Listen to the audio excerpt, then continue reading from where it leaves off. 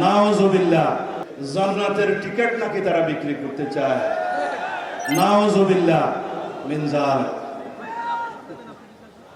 জান্নাতের টিকিট কি কেউ বিক্রি করতে পারে ভাই সাহেব? যারা বিক্রি করছে তারা তো ধর্ম ব্যবসায়ী। যারা বলছে মসজিদ মাদ্রাসা থেকে কওমি লাইনের মৌলানা সাহেবদেরকে বের করে দেবেন ধাক্কা দিয়ে গলা, তারা কারা আপনারা নিশ্চয়ই জানেন। সুতরাং এই দেশে ধর্ম নিয়ে রাজনৈতিক ব্যবসা চলবে না। এই দেশে ৭১-এর চেতনার ব্যবসা করতে করতে শেখ হাসিনা শেষ পর্যন্ত দিল্লিতে আশ্রয় নিয়েছে।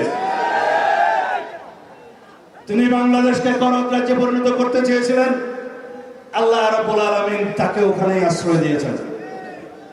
আমরা বলে থাকি শেখ হাসিনা এবং আওয়ামী লীগের রাজনৈতিক মৃত্যু হয়েছে ঢাকায়, দাফন হয়েছে দিল্লিতে। আশা করি তাদের পরিসমাপ্তি ওখানেই হবে।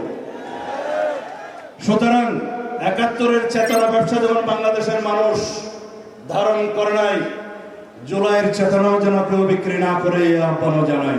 আমরা সবাই জুলাই যোদ্ধা। বাংলাদেশের সকল মানুষ ফ্যাসিবাদের বিরুদ্ধে রুখে দাঁড়িয়েছিল বলেই গণতান্ত্রিক আন্দোলন হয়েছে, গণ অভ্যুত্থান হয়েছে। গত ১৬-১৭ বছরের ফ্যাসিবাদ বিরোধী গণতান্ত্রিক আন্দোলনে রক্তদানের মধ্য দিয়ে আমরা নির্মাণ করেছি এই গণ অভ্যুত্থানের সিঁড়ি।